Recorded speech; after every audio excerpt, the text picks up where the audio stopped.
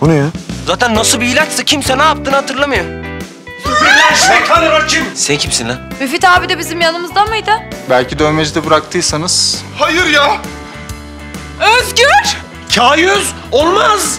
Yapma. Keşke buraya erkek erkeğe gelseydik be. Yürü be. Benden birer içki! Sanatçının yanına dansöz. 50 bin getirin, Müfit abinizi götürün. Allah! Akif! Dur sakın atlama! Kaçak Gelinler yeni bölümüyle yarın TV8'de.